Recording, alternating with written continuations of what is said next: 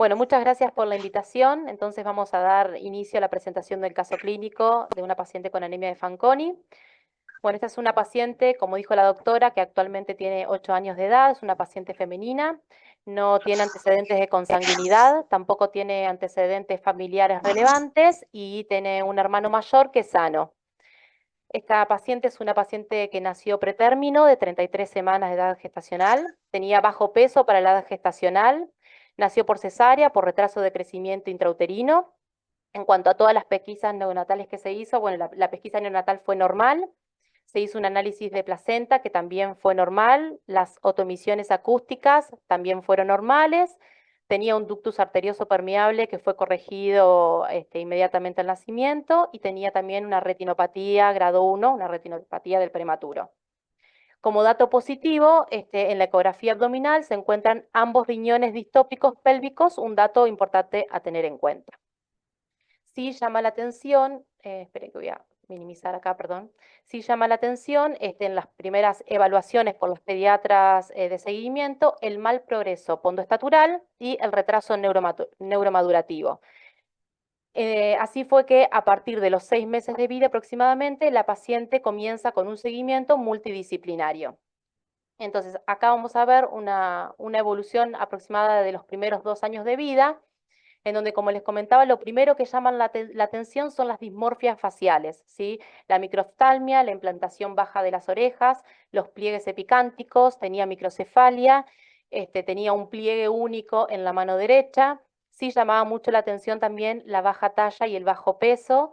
Y comenzaron a aparecer unas manchas café con leche que en principio, bueno, eran más de 5 y con la evolución posterior se fueron sumando incluso más de 10 manchas café con leche. Bien, dentro de todos los estudios que se le hicieron a la paciente, en principio, como ya les había comentado, tenía una ecografía con riñones pélvicos, se hicieron algunos estudios complementarios y tenía un reflujo vesicutrino grado 3. Después en el seguimiento con el servicio de inmunología encuentran desde el nacimiento una hipogamaglobulinemia que posteriormente la corrige. En el seguimiento con el servicio de endocrinología, por este seguimiento, por la baja talla, se encuentra en los estudios de valoración una hormona de crecimiento que estaba disminuida. En cuanto a la valoración cardiológica, bueno, no tenía ninguna patología estructural y, bueno, el seguimiento de genética obviamente le pide un cariotipo que fue normal. Entonces, hasta acá tenemos esos datos positivos. Em, Ahí está. Los primeros diagnósticos diferenciales que se plantea entre el año y los 2 años y por los cuales la paciente fue estudiada fueron estos dos, la neurofibromatosis tipo 1, en donde esta paciente, el único diagnóstico mayor que tuvo fueron las manchas café con leche. Nunca se pudo llegar al diagnóstico, obviamente, porque no reunía ningún otro dato importante, relevante, que haga ponerle el sello de neurofibromatosis tipo 1, sin ningún otro criterio mayor.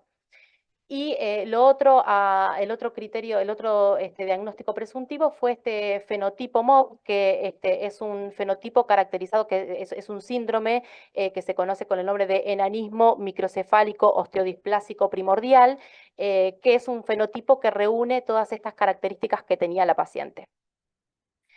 Bien, en la evolución, sí, posteriormente a los 2 años y medio, aparecen las manifestaciones hematológicas. En general nos llega al servicio de hematología la interconsulta por la neutropenia. Si bien conocemos que, de acuerdo a la bibliografía, que en los pacientes con anemia de Fanconi, lo primero que se observa, ¿sí?, es la alteración en el BCM aumentado y la plaquetopenia, ¿no? Acá nos derivan a la paciente, como les dije, por en principio una neutropenia, que igual de todas formas posteriormente, inmediatamente, desarrolla la plaquetopenia. Como verán, no tenía leucopenia en ese momento, sí una neutropenia moderada, una plaquetopenia también moderada, con un BCM aumentado y una anemia que era muy leve.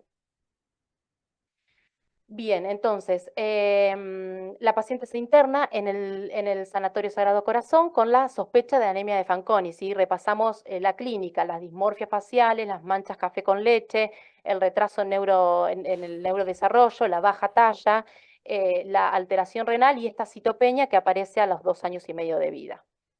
Entonces, bueno, nuestro servicio realiza una punción aspiración de médula ósea, tenía una citometría normal y un citogenético y la biología molecular también fueron normales.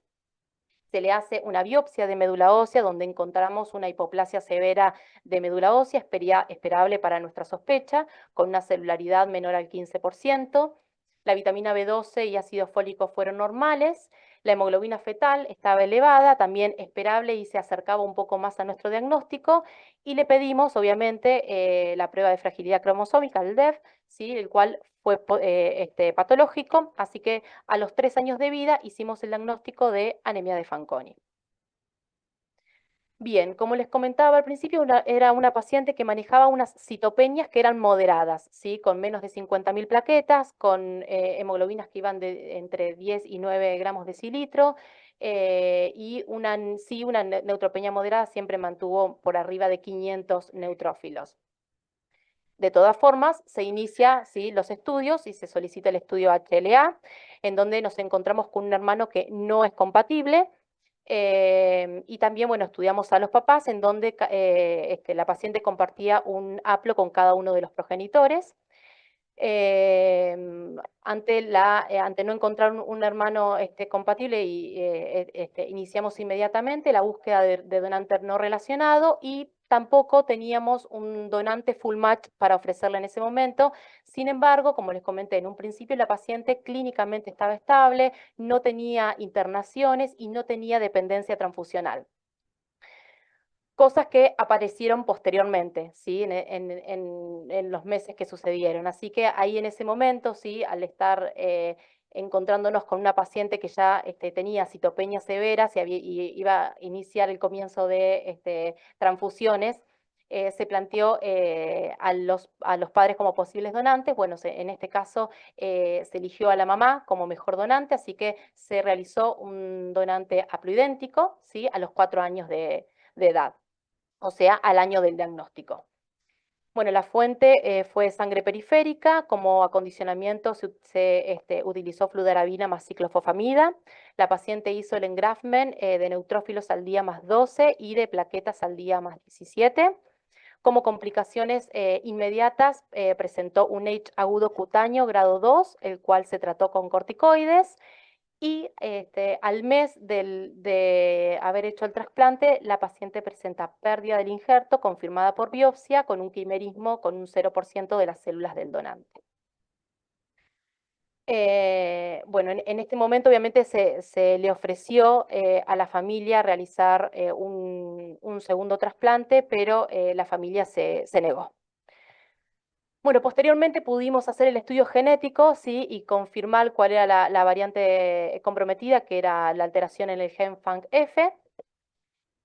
Y bueno, en cuanto al seguimiento posterior de esta paciente, es una paciente que continuó con altos requerimientos transfusionales, ¿sí?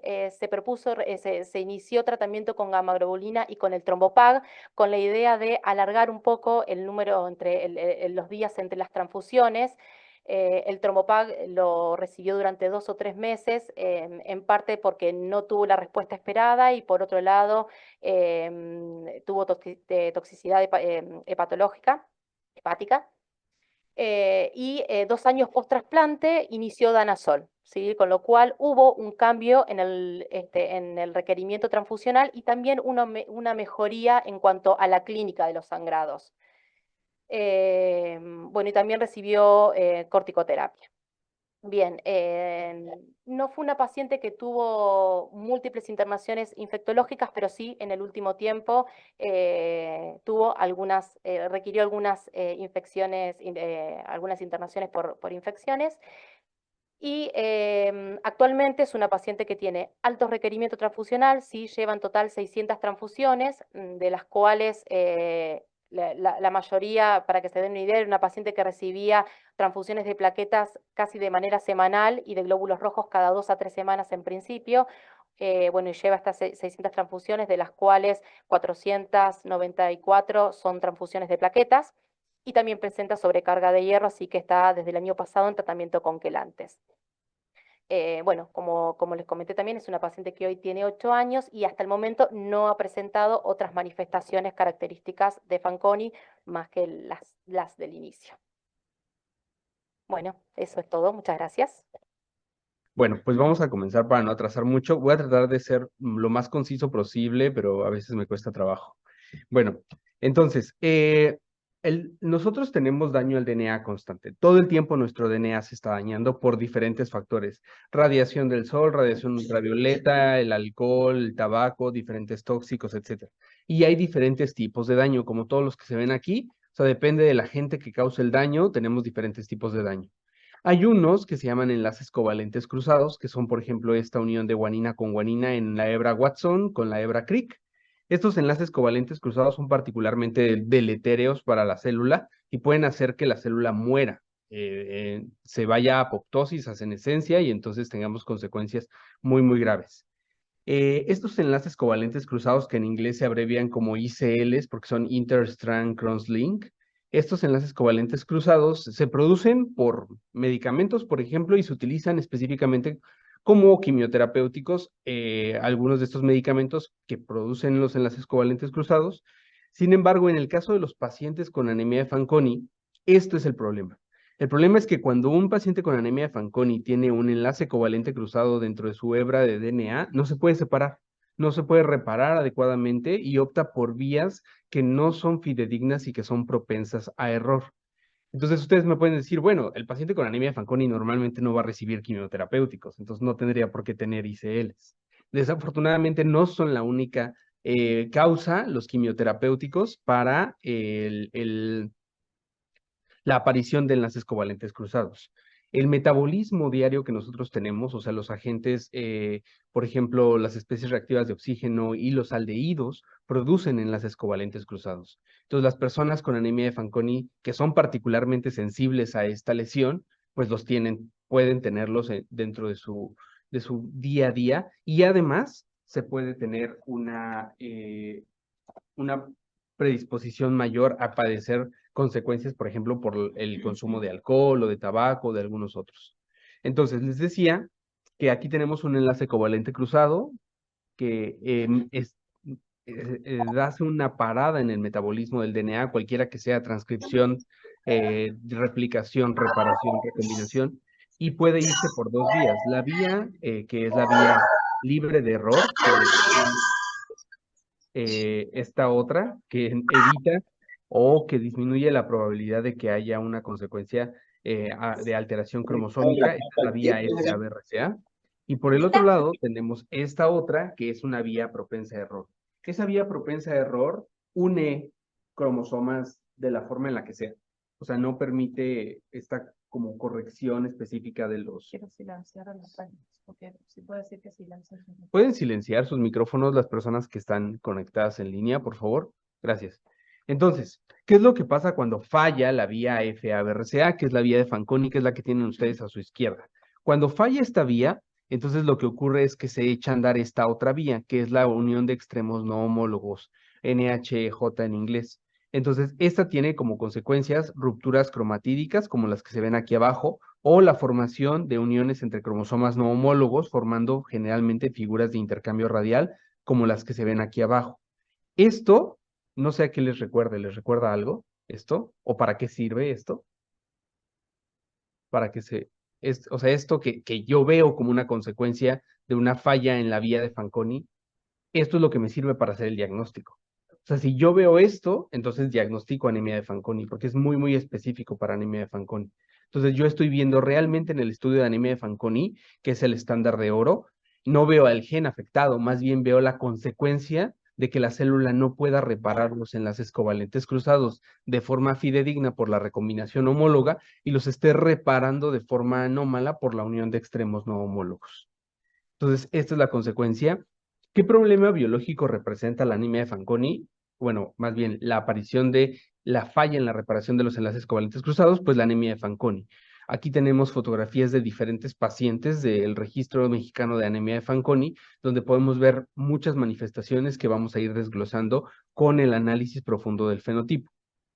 Les voy a presentar dos casos de forma muy breve, nada más para puntualizar que un paciente con anemia de Fanconi puede arribar a la consulta no solo por la falla medular. O sea, yo sé que ustedes se dedican a la sangre, pero el paciente con anemia de Fanconi puede llegar por los otros dos grupos de alteraciones fenotípicas. Uno son las alteraciones oncológicas. Esta es una paciente de 5 años que tuvo un tumor en fosa posterior, recibió un tratamiento convencional y tuvo una toxicidad elevadísima al tratamiento convencional. Entonces, eso nos tiene que hacer saltar. Las personas con anemia de Fanconi, justamente como son muy sensibles al daño al DNA, pues cuando les damos quimioterapéuticos que causan daño, pues van a tener una toxicidad elevada. Ella tenía solo una anemia leve, vean, a nivel hematológico, anemia leve con un volumen corpuscular medio normal incluso, que se describe alto en los síndromes hereditarios de falla medular, leucopenia leve y no tenía trombocitopenia. Entonces, por el cáncer hereditario y por los antecedentes familiares que tuvo una hermana que murió de leucemia, se solicitó un panel genético y se detectaron 2 variantes patogénicas en BRCA2.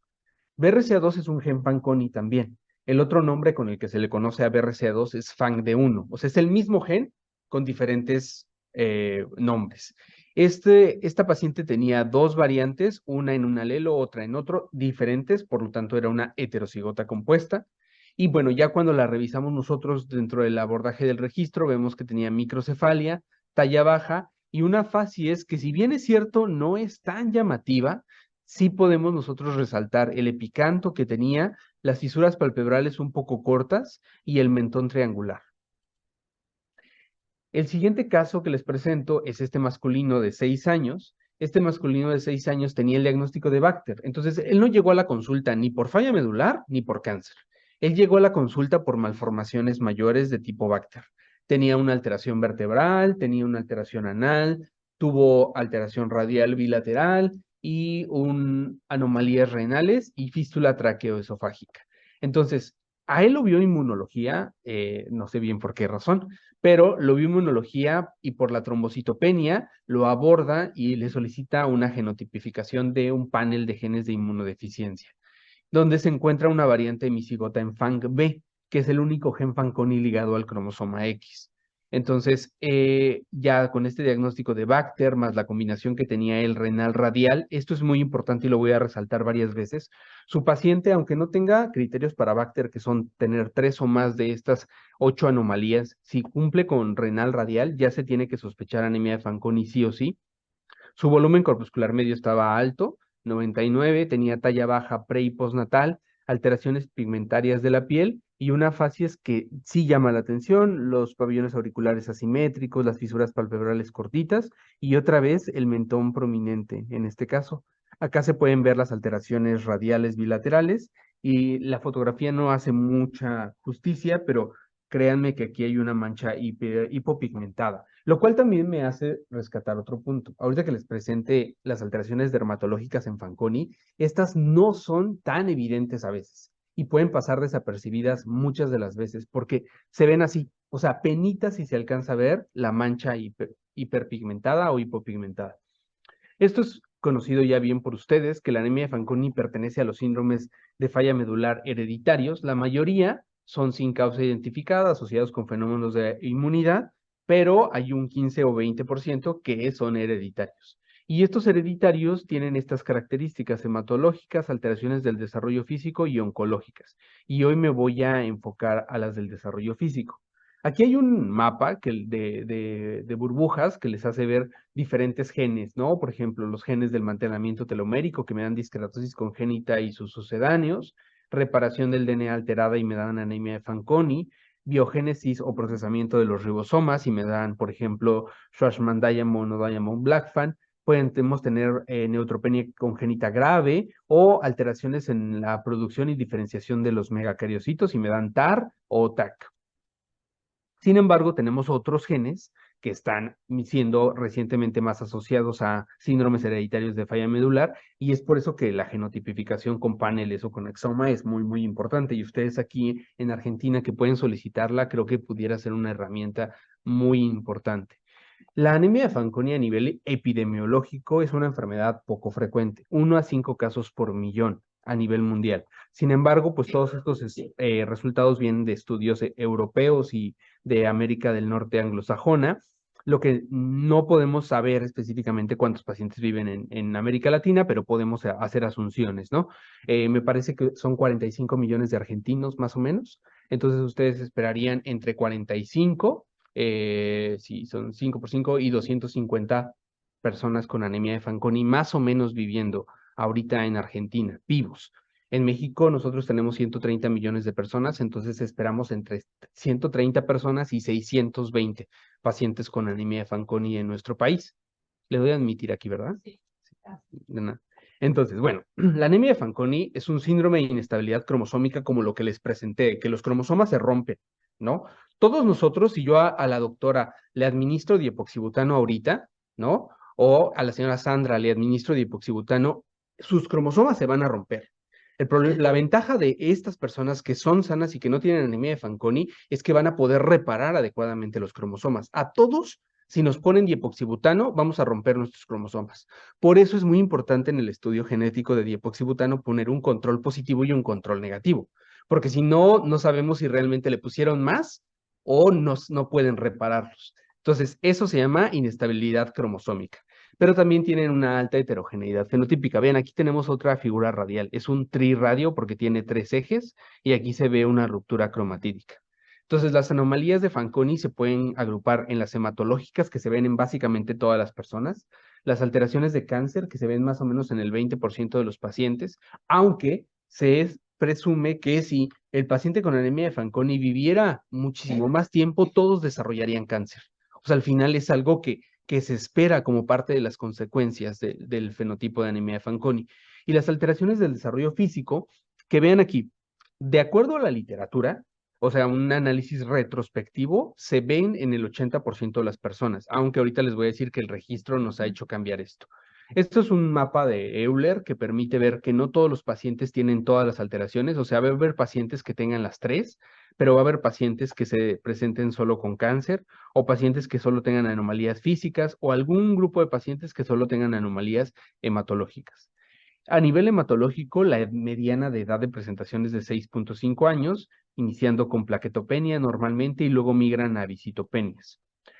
Aumenta la hemoglobina fetal y también el ancho de distribución eritrocitaria, así como el volumen corpuscular medio. O sea, estos 3 son datos que van hacia la alza y que además nos pueden hacer sospechar fácil de anemia de Fanconi o de otro síndrome de falla medular hereditario. Ahora, con respecto al cáncer, vean que en general tienen 20 veces más riesgo de todos los cánceres. La mayoría son leucemias, hasta el 40%, y hay 2 puntos de presentación, uno antes de los 16 años y otro grupo de pacientes que presentan tumores sólidos después de los 30. Pero quiero llamar su atención principalmente a estos riesgos. O sea, si uno se pone a ver estos riesgos, parecen escandalosísimos. O sea, que una persona tenga 5,000 veces más riesgo de algo es demasiado, es mucho. Entonces, eso nos hace voltearlo a ver de otra manera.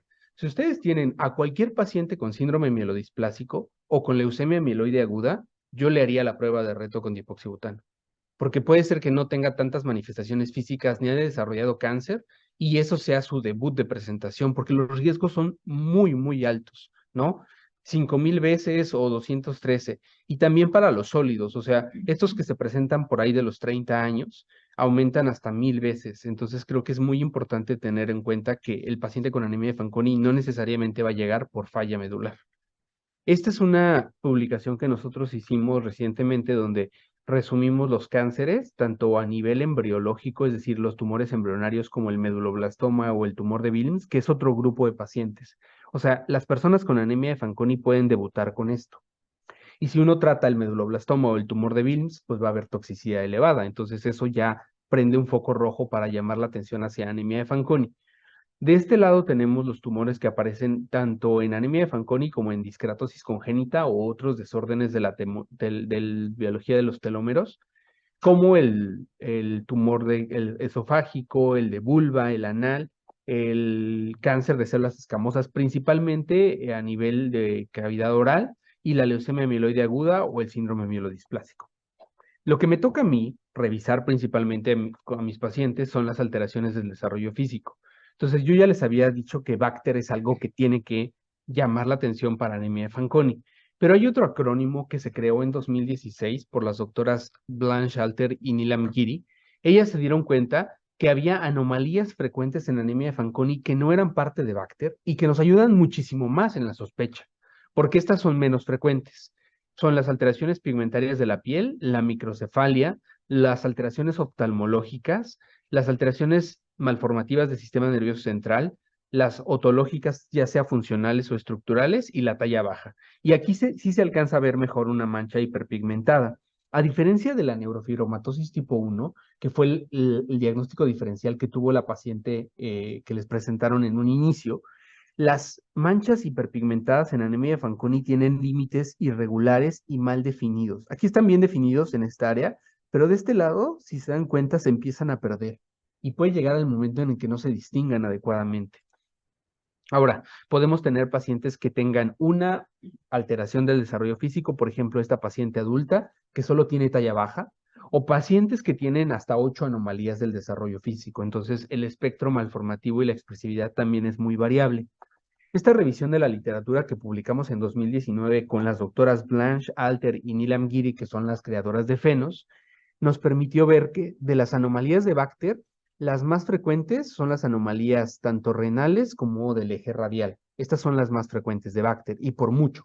Ahora, si vemos a las anomalías de Phenos, porque esta gráfica nos permite ver la frecuencia de 561 casos reportados en la literatura, vemos que las alteraciones pigmentarias de la piel, la microcefalia y la talla baja son las más frecuentes de Phenos, ¿de acuerdo? Esto es reportado en la literatura y ahorita vamos a regresar a esto. Ahora, las anomalías del desarrollo físico pueden presentarse generalmente al nacimiento, pero algunas aparecen después, como las manchas hiperpigmentadas. La falla medular, como a los 5 o 6 años. Los tumores, les decía yo que hay dos, a nivel oncológico, dos puntos importantes. Uno, como los 12, 16 años, donde puede haber mielodisplásico o leucemias, y después de los 30 años, tumores sólidos. Y hay un grupo de pacientes que hacen reversión, es decir, que a pesar de que tengan falla medular, después se recuperan. Son pacientes que ustedes van a ver en la consulta y tienen trombocitopenia, anemia, y por alguna razón, que es una reversión del mosaico o una reversión de la variante patogénica y aparición de mosaico, recuperan y mejoran las cuentas. Y entonces ya no tienen requerimientos transfusionales, por ejemplo, pero van a seguir teniendo el riesgo de leucemia o de tumores sólidos.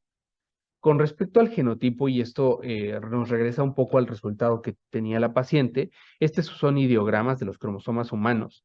¿Y qué creen que les presento aquí? O sea, si ustedes analizan eso y lo ven, ¿qué es? Exacto, exacto. Son los loci donde se encuentran cada uno de los genes Fanconi. Pero además ven muchos genes Fanconi, ¿no? Desde FANC-A hasta FANC-W. Son 22 genes asociados hasta el momento. O sea, es una enfermedad que tiene heterogeneidad de locus. Hay muchos genes que producen la misma enfermedad. Y ojo, volviendo al caso de la paciente, no se tienen que tener afectados los 22 genes. Con que falle uno, como funcionan como una vía de ensamblaje, es como si estuviéramos ensamblando un auto, ¿no? Si yo al auto no le pongo los neumáticos, no va a funcionar. Si al auto no le pongo la batería, no va a funcionar. Si al auto no le pongo tal cosa, no va a funcionar. Entonces, con que falle un gen Fanconi, vamos a tener la enfermedad. En el caso de la paciente presentada al inicio, las dos variantes se encontraban en FANC-F, pero además ella era heterocigota para una variante en FANC-A. Tenemos aquí todos los loci asociados. Y esta es una gráfica de pastel que permite ver que el gen más frecuentemente afectado es FANC-A, pero que podemos tener afectación en otros genes. Esto es en la literatura.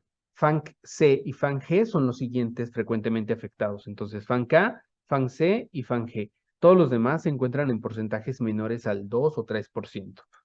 Muy bien. Y esto es lo que les decía de la vía. Son 22 genes, desde FANC-A hasta FANC-W, que encuentran o detectan un enlace covalente cruzado en el DNA y lo que tienen que hacer es repararlo por completo. Entonces funcionan, los primeros genes se llaman río arriba, que actúan al inicio, luego el complejo central, que es el complejo ID, y luego el complejo río abajo. Cada una de estas es una proteína Fanconi, FANC-B, FANC-G, FANC-V, FANC-R, etc. Entonces vean que todas tienen función y son importantísimas para que se repare el enlace covalente cruzado. Hay algunos reportes que dicen que si tienen variantes en FANG van a tener mayor gravedad hematológica o FANG-C menos anomalías del desarrollo físico, pero esto no está muy bien caracterizado. Lo que sí se sabe es que estos dos genes, FANG-D1, que si recuerdan es BRCA2 también, y FANG-N, que además también les va a sonar porque es PALB2, estos dos genes son los que se asocian con leucemia mieloide aguda a menor edad de presentación, cáncer de cerebro, principalmente medulloblastoma y tumor de bilis. Estos son los dos únicos genes que se asocian con eso. FANG-D2 se asocia más con características de fenos, que ya se los presenté, y FANG-B se asocia con más características de Bacter, que si recuerdan el caso del niño que les presenté, pues él tenía Bacter muy clavado y tenía una variante patogénica en FANG-B. O sea, esto nos hace corroborar esta asociación genotipo-fenotipo. Este es otro resumen que creó la doctora Benilde García de Teresa, que resume las alteraciones río arriba, o sea, los genes que se presentaban al principio de la vía, que son estos que les presento acá. Luego tenemos los genes centrales, que son el FANG-D2 y el FANG-I, y luego los genes río abajo. Aquí vemos que la mayor parte de los pacientes tienen variantes patogénicas en los genes río arriba. Luego tenemos los genes río abajo y solo el 4% de los pacientes con anemia de Fanconi tienen variantes patogénicas en FANG-I o en FANG-D2. Ahora, no importa cómo se presente su paciente. O sea, no importa si tiene Bacter, si tiene fenos, si tiene falla medular, si tiene medulloblastoma, lo que sea. No importa si tiene variantes patogénicas en FANG-K o en FANG-J o en FANG-W. No importa. Lo importante es que tenemos un estudio que evalúa a todas las personas con anemia de Fanconi y que es positivo en todas, que es el reto con diapoxibutano. Esto es un estudio citogenético que lo que hace es que a las células de la persona en cuestión le agregan estos agentes alquilantes bifuncionales, ya sea el diapoxibutano o la mitomicina C, y entonces se crean los enlaces covalentes cruzados y se crea el problema. Entonces, ahí lo que se hace es que se evalúa si la célula puede reparar o no puede reparar el daño. Si puede reparar el daño, entonces nosotros pensamos que esa persona no tiene anemia de Fanconi, porque ese es el defecto. Pero si no lo puede reparar, lo que nosotros vamos a ver en el microscopio es esto. Vamos a ver una metafase donde tenemos muchas rupturas, como todas estas que están señaladas en azul. Bueno, no sé si se alcanza a ver bien la flecha azul, pero estas flechitas son azules. O podemos tener también la aparición de figuras radiales, como es esta de acá o es esta de acá, ¿no? Entonces, esa es la consecuencia de que no se puedan reparar adecuadamente los enlaces covalentes cruzados, que las células quedan con mucho daño. Y eso es lo que a nosotros nos sirve para hacer el diagnóstico de anemia de Fanconi. Ojo, se tiene que colocar control positivo y control negativo. El control positivo es muy complicado porque se necesita o otro paciente con anemia de Fanconi o una línea celular que nos sirva como control. Pero bueno, si no, con control negativo al menos ya tenemos un avance importante. Ahora, nosotros en el laboratorio de citogenética desde hace más de 30 años, bueno, las personas, yo llegué hace 5, pero diagnostican anemia de Fanconi a través de esto y se ha convertido en un centro de referencia tanto nacional como internacional. Les decía que si consideramos que hay 1 a 5 por millón, entonces nosotros esperaríamos que haya entre 126 y 630 personas con anemia de Fanconi en México. Para esto, para analizar las características de los pacientes, nosotros nos dimos a la tarea de crear el Registro Nacional de Pacientes con Anemia de Fanconi. Utilizamos plataformas de telemedicina para captar información de las personas del registro y esto es lo que tenemos hasta el momento. A la fecha se han reclutado desde junio de 2021 a 61 pacientes con anemia de Fanconi, lo cual nos deja cortos, ¿eh? O sea, si tenemos que tener mínimo 126, tenemos apenas la mitad de lo que deberíamos tener. Pero bueno, es un avance. Entonces, este es un mapa de México, a lo mejor no están tan familiarizadas y familiarizados con él, pero cada uno de estos es un estado que es como una provincia para ustedes. Entonces, si ven, este es un mapa de calor. Entre más azul esté, hay más pacientes. Entonces, la mayor parte de los pacientes están aquí, pero ¿por qué creen?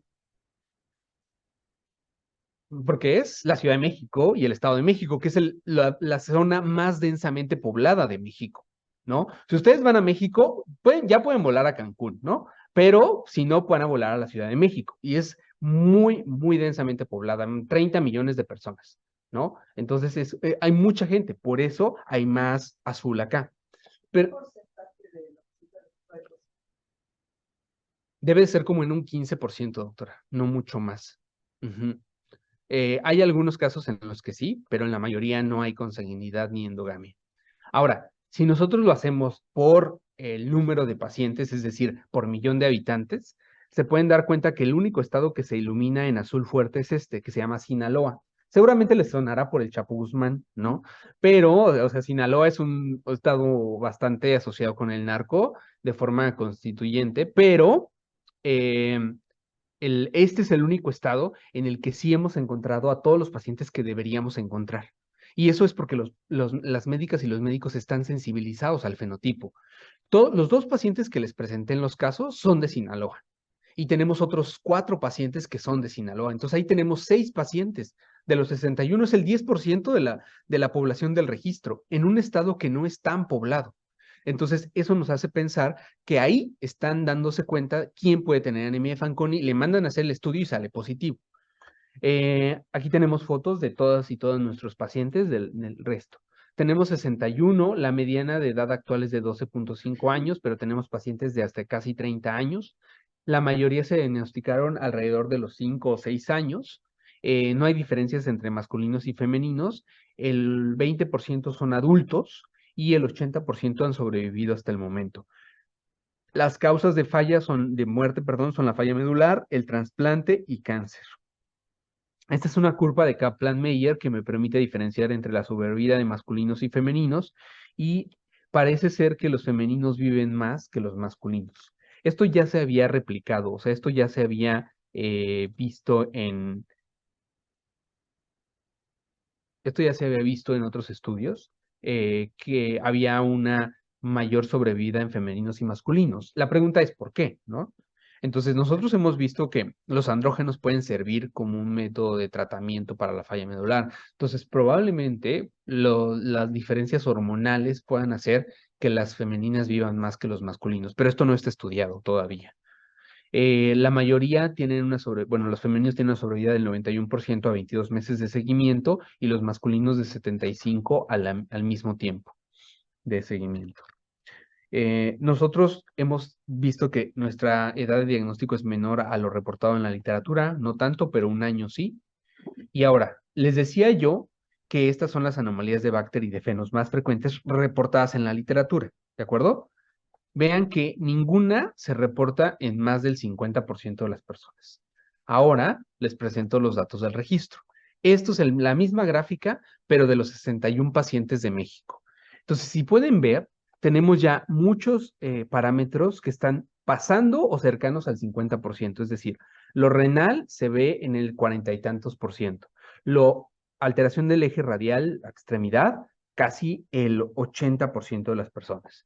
Las anomalías pigmentarias en el 100% de los pacientes, las anomalías, por ejemplo, de microcefalia y de talla baja alrededor del 50%, las alteraciones oftalmológicas en el 100% de los pacientes y la talla baja más del 70% de los casos. Entonces, la moraleja de la historia es, si se busca, se encuentra. El problema es que en lo reportado en la literatura, a veces quien lo reporta es por ejemplo, una médica en rehabilitación que está haciendo la rehabilitación de la extremidad superior. Entonces, al momento de revisarla, pues no encuentra todas las alteraciones físicas que nosotros podíamos encontrar con una exploración minuciosa, como estas alteraciones oftalmológicas. En este paciente se resalta la ptosis palpebral bilateral. Aquí tenemos una polidactilia preaxial con una duplicación del pulgar y créanme, pero aquí hay una mancha hipopigmentada y aquí tenemos una mancha hiperpigmentada. Entonces les decía, renal radial es una combinación que les tiene que hacer sospechar anemia de Fanconi sí o sí, aunque no tenga todo lo demás. Si su paciente tiene solo renal radial, hay que descartar anemia de Fanconi. Y más si, por ejemplo, tiene un volumen corpuscular medio alto o una trombocitopenia leve, yo pensaría en Fanconi hasta no demostrar lo contrario. Y de las de fenos, las pigmentarias y las oftalmológicas son las que se encuentran en la mayor parte de los casos. Ahora, para muestra algunos botones. Las doctoras Marimar Sáenz y Andrea Venegas diseñaron una estrategia junto con nosotros para crear una lista de cotejo en la que evaluamos a todas las personas del registro y vimos que el 100% tienen anomalías pigmentarias de la piel. ¿Cuáles son estas? Vean, Aquí están por frecuencia, las más frecuentes son las anomalías hiperpigmentadas. O sea, estas anomalías de 52 pacientes revisados se encontraron en 50 pacientes. La mayor parte lo tienen, el 97% de los pacientes tienen manchas hiperpigmentadas. ¿Cuál era el diagnóstico diferencial que tenían con la paciente en la mañana? ¿Se acuerdan? Neurofibromatosis tipo 1, que también tiene manchas hiperpigmentadas, pero estas son diferentes. Uno en número. No tenemos que tener, no hay hasta el momento un criterio, es decir, no son 6 o más, 7 o más, 8 o más. Nosotros hemos revisado pacientes con anemia de Fanconi que tienen una sola mancha hiperpigmentada. Entonces pueden tener una, dos, tenemos pacientes que tienen 60 manchas hiperpigmentadas. Ahora, las características de la mácula también son diferentes. Los bordes son muy irregulares y mal definidos, igual que con las hipopigmentadas, que son las segundas en frecuencia. Si ven aquí, se presentan en 45% de los casos, que es como un 80%. Tenemos otro dato que es la hiperpigmentación periorificial, y ahorita les voy a mostrar fotos. Y a nivel de lesiones que están en fricción constante, como las axilas, las ingles, la parte anterior o dorso del brazo y del antebrazo, de la mano, vemos estas lesiones que son tumores, son acantomas. Eh, ¿Recuerdan qué se ve en las axilas de las personas con neurofibromatosis tipo 1? ¿Qué se ve? ¿Se acuerdan? Se ven unas manchitas muy, muy pequeñitas, o sea, se ven como tipo efélides, que son máculas, exactamente. En las personas con anemia de Fanconi, en esa región también, en las axilas, se ven, pero se ven tumores, son acantomas, son neoformaciones de aspecto papular que también nosotros ya revisamos. Entonces, ahorita les voy a mostrar fotos, pero esto nos hace pensar mucho en contrastar NF1 con anemia de Fanconi. Muy bien. Y manchas en sal y pimienta como en menor porcentaje. Nosotros vemos que estas son las combinatorias de lesiones y vean que la combinatoria más frecuente es hiperpigmentadas, hipopigmentadas, periorificial y acantomas. Esto se encuentra en básicamente la mitad de nuestra muestra. Entonces es muy importante. Esta es la hiperpigmentación periorificial. Quiero llamar su atención alrededor de los ojos de las personas. No sé si se alcance a ver. La foto pareciera, dijeran, bueno, a lo mejor es la sombra de la foto, pero no, no es la sombra de la foto. Vean alrededor de la boca y alrededor de la nariz. Se observa un área hiperpigmentada, igual que alrededor del ombligo. Este es el ombligo de un paciente. Alrededor de los pabellones auriculares en menor frecuencia, en el 39% nada más. Pero si nosotros vemos a todas las personas del registro mexicano, esto es bastante consistente. No sé si sí lo alcancen a ver.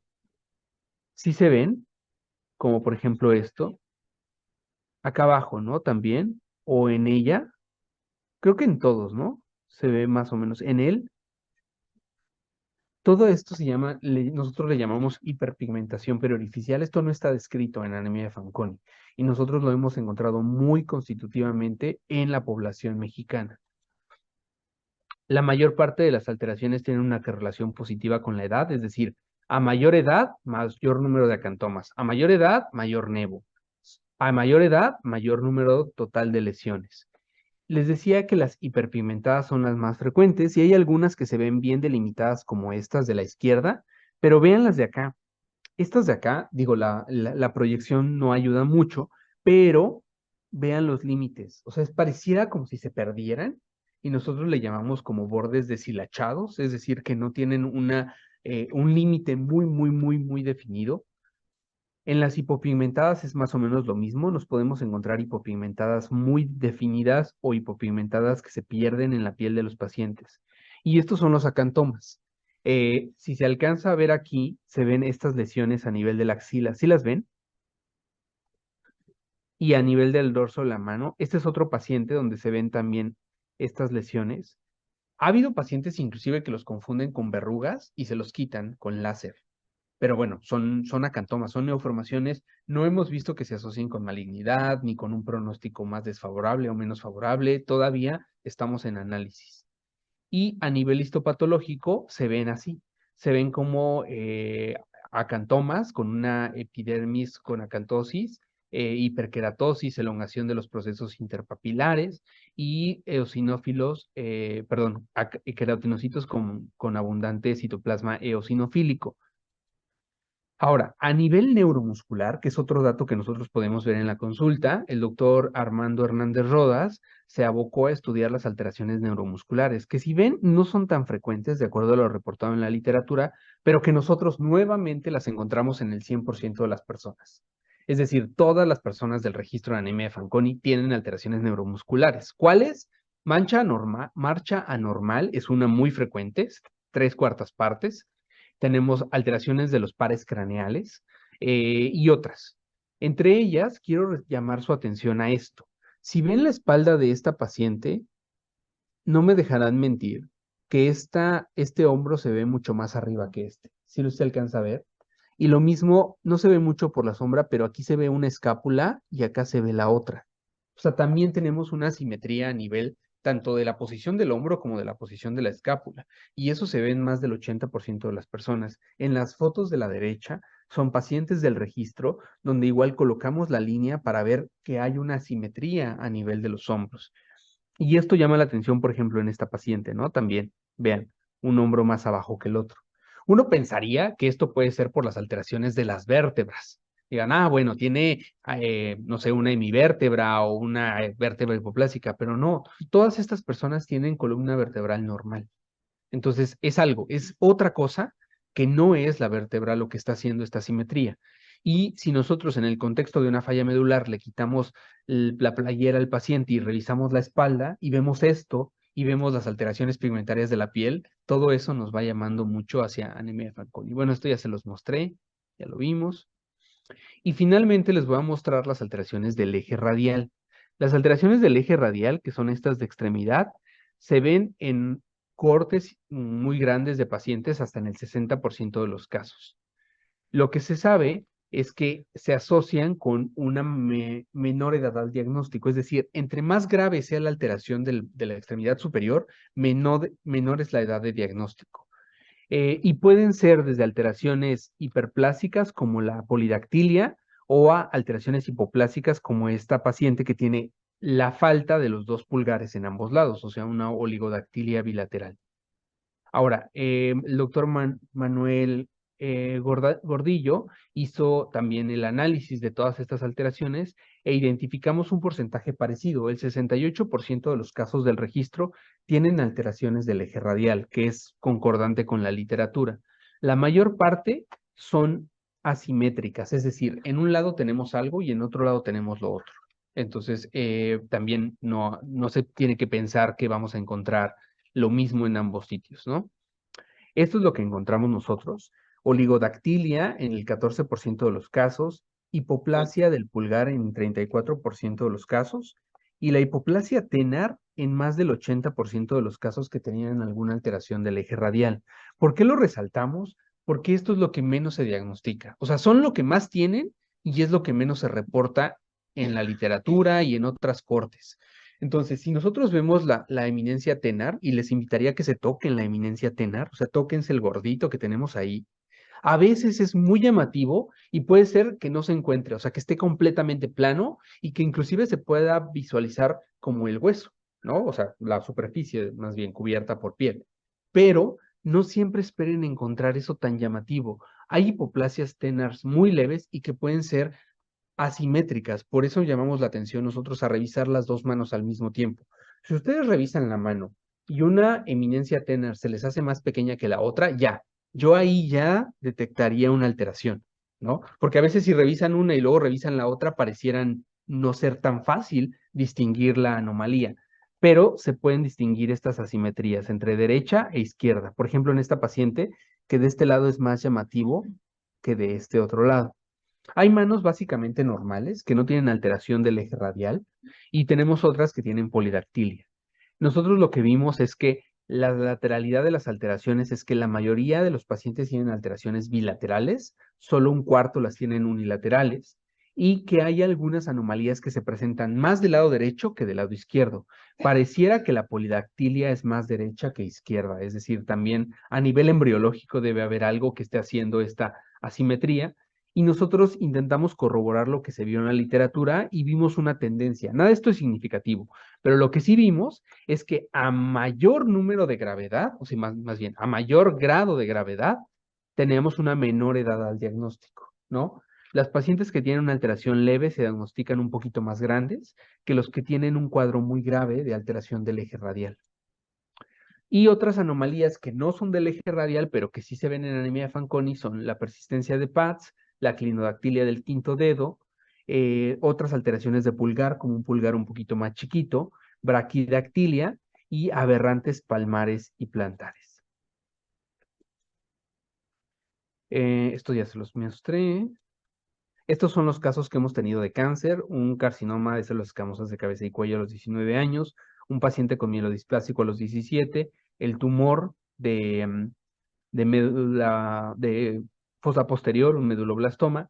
Ah, y ya, aquí me faltó agregar un paciente. Este paciente se diagnosticó con cáncer hace 2 meses y el paciente tuvo leucemia linfoblástica aguda.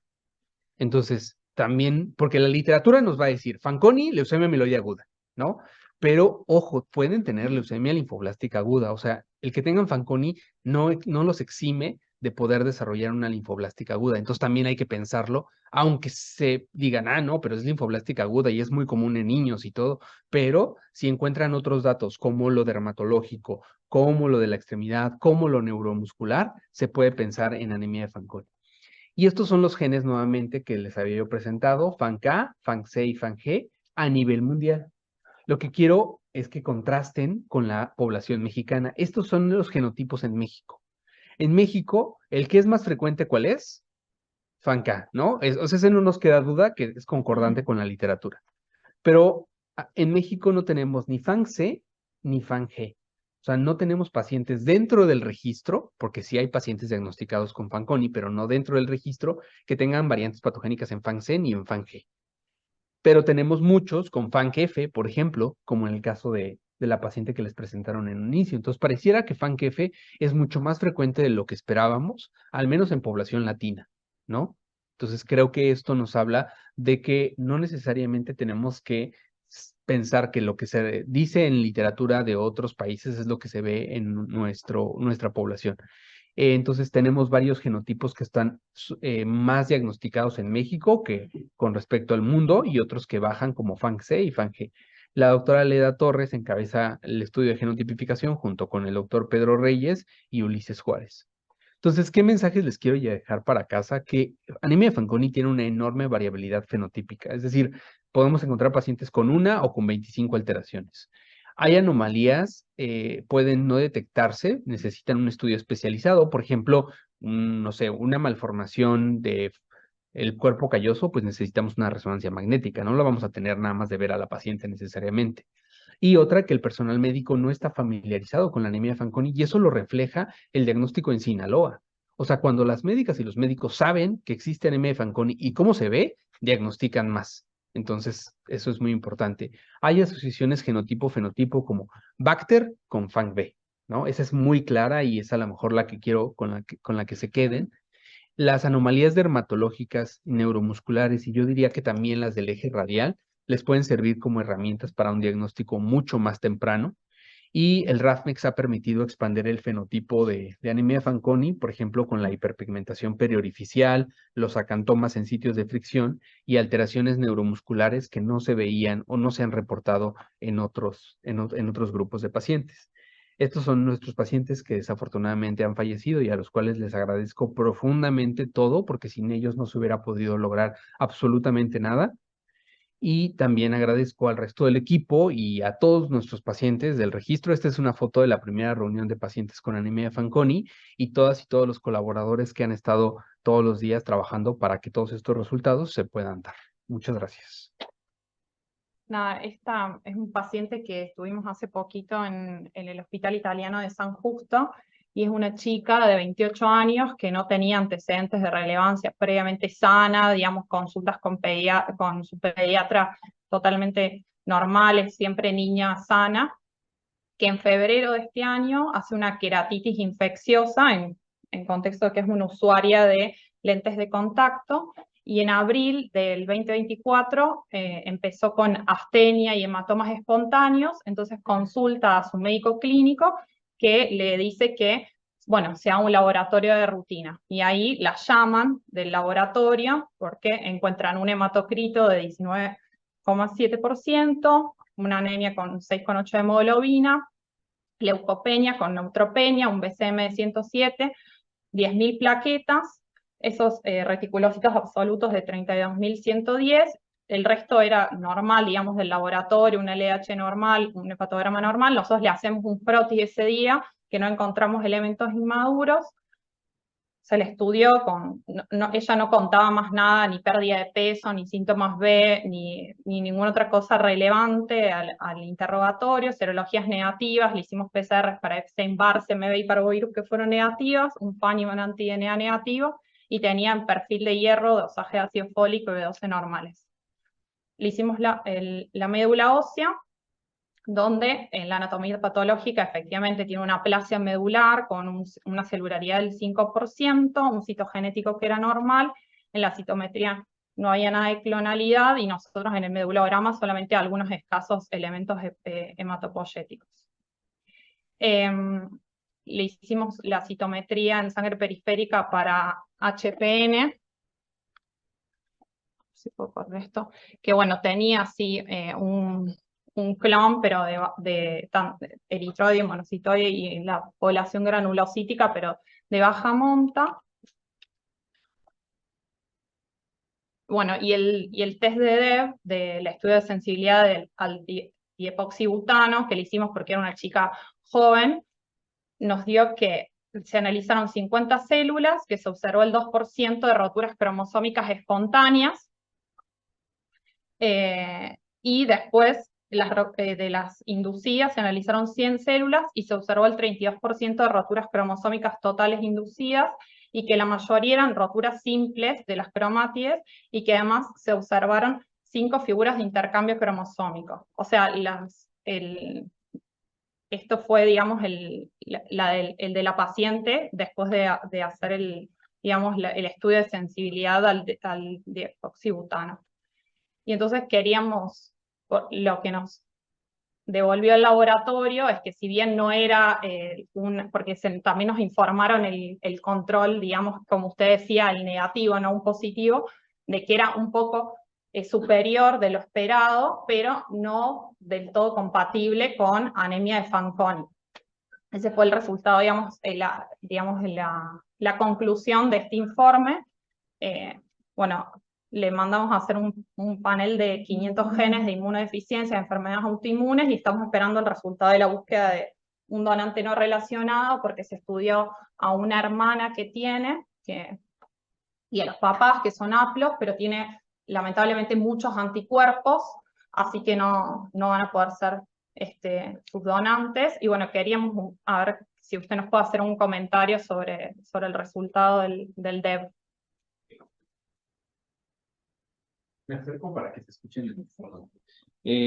Sí, o sea, el resultado no es compatible 100% con anemia de Fanconi, pero si se observó un aumento, y más si se diferenció con el control negativo, yo sí, o sea, no descartaría que pudiera ser una posibilidad, inclusive de estos casos que hacen un mosaico revertante. Podría ser un mosaico, exactamente. O sea, los mosaicos hematológicos, como yo les decía, se pueden ver hasta en el 25% de los casos, y más si es una paciente ya más grande, que debutó con otros datos más leves, ¿no? Entonces, no lo descartaría, y sí pensaría en eso. Ahora, lo otro es que no sé si a nivel dismorfológico encontraron algo más, o sea, no tienen nada radial, renal.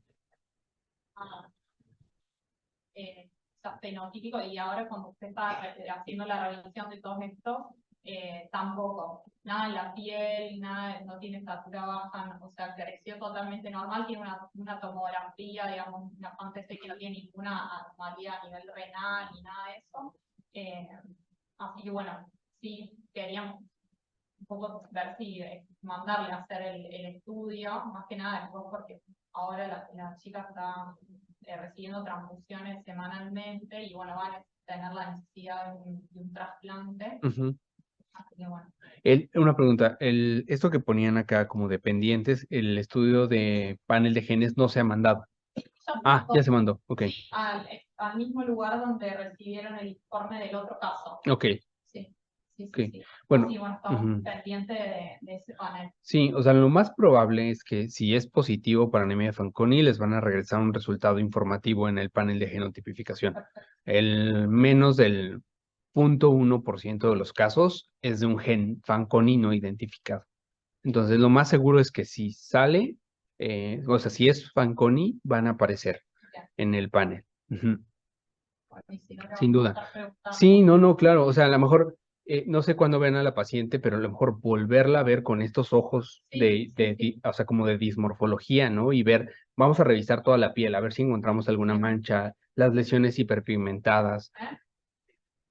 Sí, la vemos muy seguido. Ahora creo que tiene que ir no sé si mañana o pasado, al hospital a San Justo para transfundirse. Ok. Así lo podemos volver a ¿Y revisar. San Justo dónde está? Ah. Eh, Sí, ¿y San Justo dónde? La Matanza, en provincia de Buenos Aires. Ah, pero está cerca. Sí, 1 hora. Ah, bueno, probablemente sí pudiera ir a verla, o sea, sin problemas. Nos ponemos de acuerdo para... Para usted la vea. Sí, para coordinar. Ellos piden por ahí, pero seguro van a estar dispuestos a que usted la Sí, revise. claro, nos ponemos de acuerdo. Pero bueno, volviendo al caso, o sea, yo creo que con los datos hematológicos que nos presentó, sí habría que sospechar anemia de Fanconi, y más por ese volumen corpuscular medio alto, ¿no? Que llama mucho la atención. Ahora, este resultado de DEB es lo que nosotros vemos en los mosaicos, ¿no? Pero por eso también es muy importante tener el control negativo y el control positivo. Si quiere, le paso Ajá. el estudio. Sí, podemos discutir, ajá, como para discutir los casos. O sea, vaya, la clínica o la paraclínica sí me hace sospechar. El estudio de reto con DEB también me hace sospechar. Entonces yo que estaría pensando descartar un mosaico, sin duda. Ujú. Gracias a Y usted. la pregunta es la siguiente. Sí, Supongamos que es un mosaico y tiene esa plaza medular. ¿Cómo sería el condicionamiento para este paciente? se trata igual. Es como un Fanconi, sí, por eso es importante, Sí. entiendo yo. También. Sí, se trata igual que como los otros pacientes con anemia de Fanconi. Claro, eso y el consejo genético, Sí. ¿no? Porque, Sí, tiene una hermana.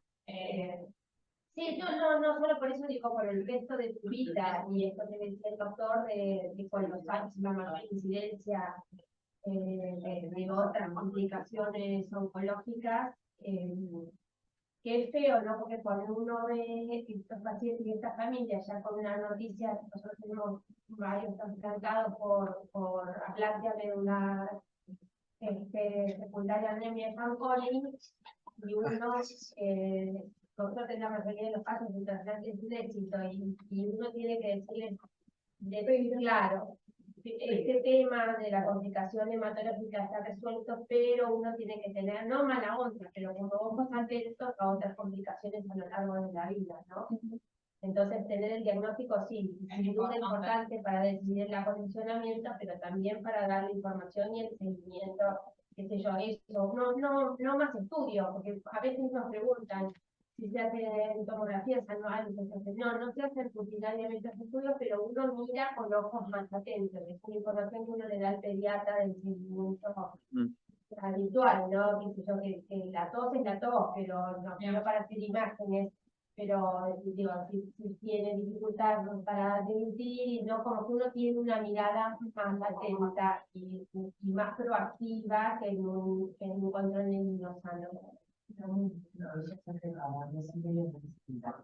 Atienden los controles de infarto. Un amigo, Por más que sea mayor ya. sí, que cuesta, bueno, No sé si aquí en el chat,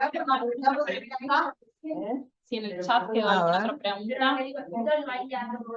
Excelente. Bueno, después para verla, sí, excelente, para ver a la paciente. Vos que no sé si querés decir algo. Bueno, muchísimas gracias, Moisés. Fue una charla excelente. Gracias a todos ustedes.